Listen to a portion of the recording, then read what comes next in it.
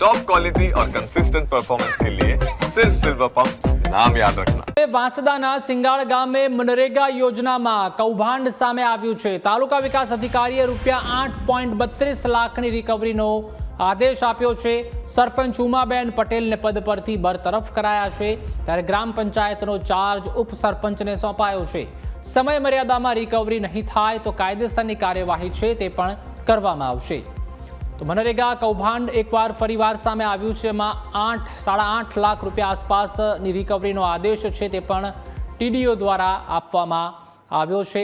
તો અવારનવાર જે કૌભાંડના સમાચાર હોય છે તે સામે આવતા હોય છે અને મનરેગા કૌભાંડ અલગ અલગ જિલ્લા તેમજ તાલુકામાં ઘણીવાર જે આચરવામાં આવતું હોય છે, ત્યારે સરપંચ જે છે ઉમાબેન પટેલ પદ પરથી તેઓને બરતરફ છે તે કરવામાં આવ્યા છે। સિંગાળ ગામની આ ઘટના છે, તેમાં ગ્રામ પંચાયતનો ચાર્જ હવે ઉપસરપંચને સોંપવામાં આવ્યો છે।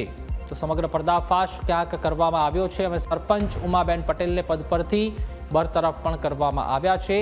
તો સિંગાળ ગામ છે જ્યાં મનરેગા યોજનામાં કૌભાંડ કર્યું હોય તેવા સમાચાર મળી રહ્યા છે। 8.5 લાખ રૂપિયા આસપાસ રિકવરીનો પણ આદેશ છે તે કરવામાં આવ્યો છે। તો મનરેગાના કામોમાં કૌભાંડ અરજદાર જે કુંજનબેન પટેલ છે, પીજી પોર્ટલ પર 19/12/2025ના રોજ અરજી છે તે કરવામાં આવી હતી। ડિસેમ્બર 2025માં નાણાકીય ગેરરીતિ, દસ્તાવેજી ભ્રષ્ટાચારને લઈને પણ અરજી છે તે કરવામાં આવી હતી। તો સત્તાનો દુરુપયોગની અરજી છે તે કરવામાં આવી હતી અને તેના કારણે જ આ કૌભાંડનો આંકડો છે તે પણ સામે આવ્યો છે। જમીન સમતળના કામો કરવામાં આવ્યા નથી, તો જમીન સમતળના જે કામો થવા જોઈએ તે પણ નથી કરવામાં આવ્યા। મશીનરીથી કરવાના કામો પણ સ્થળ પર થયા નથી, એટલે જે અવારનવાર જે કામો કરવાના હોય છે કરવામાં આવ્યા નથી। 11 કામોમાં નાણાકીય ગેરરીતિ જણાઈ આવી છે। તો સરપંચ, તલાટી કમ મંત્રી તથા ગ્રામ રોજગાર સામે પણ કાર્યવાહી છે તે કરવામાં આવશે। સરપંચ ઉમાબેન પટેલ, તલાટી કમ મંત્રી હિમાંશુભાઈને પણ કાર્યવાહી કરવામાં આવશે। તો રિકવરીનો આદેશ છે તે પણ ટીડીઓ દ્વારા આપવામાં આવ્યો છે। 8.32 લાખની રિકવરી છે તે પણ કરવામાં આવશે। સંવાદદાતા જીગર આપણી સાથે જોડાઈ ચૂક્યા છે। જીગર, વધુ એકવાર મનરેગા કૌભાંડ છે તે સામે આવ્યું છે અને 8.32 લાખની રિકવરીનો આદેશ પણ આપવામાં આવ્યો છે ટીડીઓ દ્વારા। જે સરપંચ છે ગીતાબેન, તેઓને પણ પદથી બરતરફ કરવામાં આવ્યા છે। હાલ શું અપડેટ? જી, વાત કરવામાં આવે તો આ જે છે તે વાંસદા તાલુકાના સિંગાળ ગામની ઘટના છે કે ત્યાં એક જાગૃત નાગરિકે ફરિયાદ કરી હતી પુરાવા સાથે। તે ફરિયાદના આધારે તપાસ કરતા મનરેગામાં કૌભાંડ થયાનું બહાર આવતા તાલુકા વિકાસ અધિકારી દ્વારા સરપંચને બરતરફ કરવામાં આવ્યા છે અને તેમની પાસેથી 8.32 લાખની રિકવરી કરવામાં આવી છે। એટલે ક્યાંક ને ક્યાંક કહી શકાય કે મનરેગા એ લોકોની સેવા કરતા ભ્રષ્ટાચારનો એક માધ્યમ બની ગયું હોય એવું લાગી રહ્યું છે। આવા અનેક દાખલાઓ થોડા વખતે આવતા હોય છે, સામે ઘટનાઓ આવતી હોય છે કે મનરેગા દ્વારા સરપંચો અને તલાટી બંને મળીને કૌભાંડ કરતા હોય છે। જી ચોક્કસથી જીગર, એટલે અત્યારે હાલમાં ટીડીઓ દ્વારા પણ આદેશ આપવામાં આવ્યા છે અને 8.32 લાખ આસપાસની જે રકમ છે તે પણ દેખાઈ રહી છે। અને જે રીતે આપે પણ જણાવ્યું કે મનરેગામાં જે રીતે રોજગાર આપવાની વાત હોય છે, ગરીબ લોકોની સેવા કરવાની વાત હોય છે, પરંતુ અવારનવાર અલગ અલગ જિલ્લા તેમજ તાલુકામાંથી આ સમાચાર સામે આવતા હોય છે। હાલ જે સરપંચ છે તેઓ શું કહી રહ્યા છે, ઉપસરપંચને ક્યાંક જવાબદારી સોંપવામાં આવી છે, તેઓ શું કહી રહ્યા છે તેના વિશે પણ જણાવશો? જી, અમે સવારથી સરપંચનો સંપર્ક કરવાનો પ્રયત્ન કર્યો છે પણ તેઓ ફોન નથી રિસીવ કરી રહ્યા અને ઉપસરપંચને હાલ તો છે ગ્રામ પંચાયતના વહીવટની જવાબદારી ટીડીઓ દ્વારા આપી દેવામાં આવી છે। જી જીગર, એટલે વાત એ જ છે કે અત્યારે અલગ અલગ જે કાર્યો થવા જોઈએ તે કાર્યો છે તે પણ નથી કરવામાં આવતા અને જે ઉમાબેન પટેલને પદ પરથી બરતરફ કરવામાં આવ્યા છે, તો છેલ્લા કેટલા સમયથી તેઓના વિરુદ્ધમાં ફરિયાદ ઉઠતી હતી, ત્યારબાદ અત્યારે હાલમાં જે ઓકે જીગર, આપ ચોક્કસથી જોડાયેલા રહેશો આપણી સાથે। કુંજનભાઈ પટેલ જે અરજદાર છે તે જોડાઈ ચૂક્યા છે। કુંજનભાઈ, જે રીતે અત્યારે હાલમાં ગીતાબેનને તો પદ ઉપરથી બરતરફ કરવામાં આવ્યા છે અને ટીડીઓ દ્વારા પણ 8.32 લાખની રિકવરીના આદેશ આપી દેવામાં આવ્યો છે, આપે કેટલા સમયથી આપના ધ્યાનમાં છે કે આ રીતની જે ગેરરીતિ છે તે આ બેન દ્વારા કરવામાં આવતી હતી? હેલો, આપણે નામમાં જરાક મિસ્ટેક કર્યું છે। ઉમાબેન નામ છે, ઉમાબેન વિજયભાઈ સરપંચ શ્રી। જી ઉમાબેન, જી ઉમાબેન, જી ઉમાબેન। જી કુંજનભાઈ, જણાવું છું કે જે આપણે અરજી કરી છે કેટલા સમયથી આપને જાણ હતી અને કેટલા સમયથી આ ગોરખ ધંધા છે તે ચાલતા હતા? આ છે ને 2025-26 વર્ષનું હતું કામ। એ મને 26 ડિસેમ્બર 2025ના રોજ ખબર પડી। જી કુંજનભાઈ, એટલે અત્યારે હાલમાં તો તેઓને પદ ઉપરથી બરતરફ કરવામાં આવ્યા છે અને હવે ઉપસરપંચને જવાબદારી સોંપાઈ છે. હવે શું લાગી રહ્યું છે, હવે કામ વ્યવસ્થિત થશે કે કેમ? ઓલરેડી મારું કામ તો કામ કરવા વગર છે ને કમ્પ્લીટ બતાવી દીધું છે, એટલે હવે તો ડીડીઓ સાહેબને પૂછવા પડશે પહેલા કે એ લોકો પાછું રીમંજૂર કરશે કે મારું કામ થવા વગર. પૈસા તો એ લોકોએ ઉપાડી લીધા છે સરપંચશ્રી લોકોએ.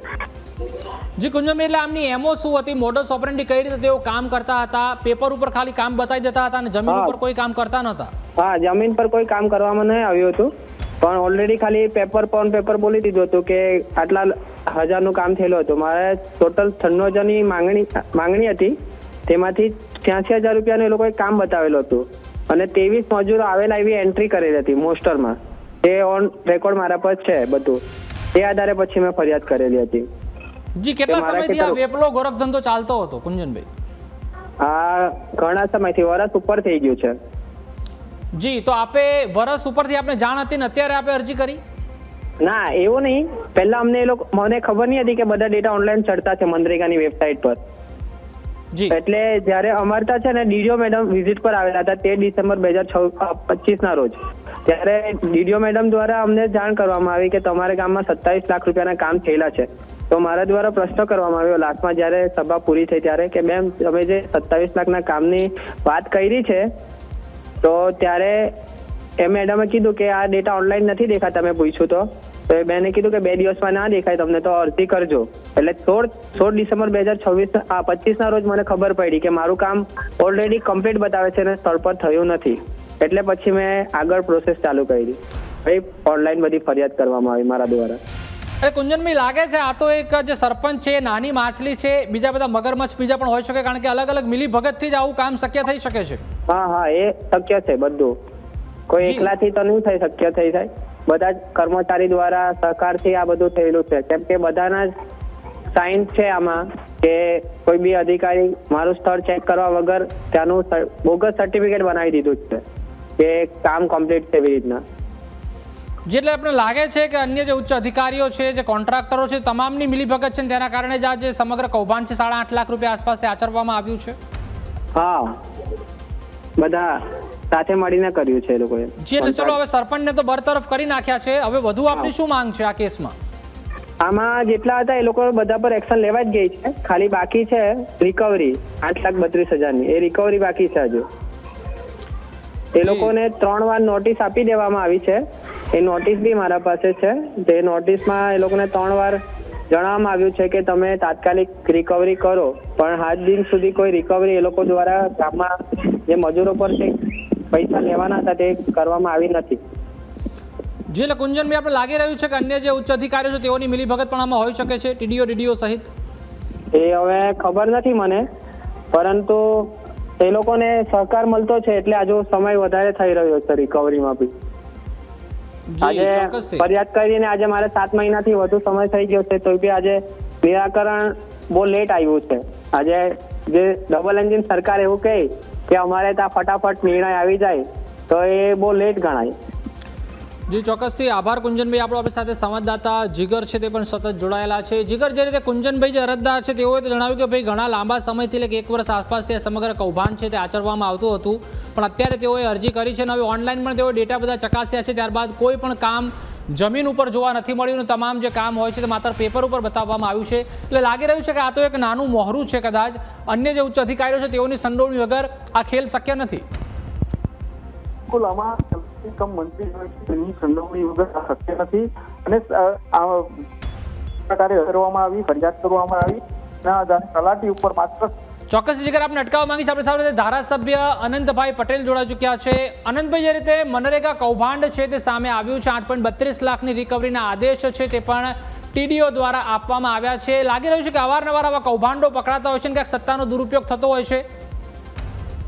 સરપંચ ઉમાબેન વિજય ગામ છે અને ઘણા વખતથી ઘણા બધા લોકોની ફરિયાદ હતી અને ત્યાંના સ્થાનિક લોકોએ ફરિયાદ કરતા તપાસ થઈ અને ખરેખર આના કરતા પણ કદાચ મોટું કૌભાંડ હોઈ શકે, પરંતુ 8,32,000 રૂપિયાની રિકવરી કાઢી છે. હજુ સુધી પૈસા ચૂકવ્યા નથી.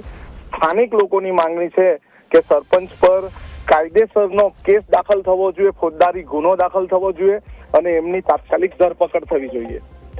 જે આનંદભાઈ, એટલે આપ પણ ઘણા લાંબા સમયથી ધારાસભ્ય છો, લાગી રહ્યું છે આ તો માત્ર એક કેસ છે સિંગાળ ગામનો. આવા અલગ અલગ જિલ્લા તેમજ તાલુકામાં મનરેગામાં કૌભાંડ અવારનવાર સામે આવતા હોય છે, તો ખાસ કોંગ્રેસ આ મુદ્દે કોઈ ઠોસ સ્ટેન્ડ નથી લેતું?